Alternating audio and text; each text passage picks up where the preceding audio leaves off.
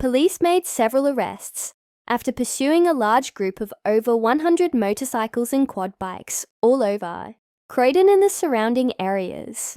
Croydon police started receiving a large number of calls relating to this group riding in a dangerous manner, so a police helicopter was dispatched to track their movements.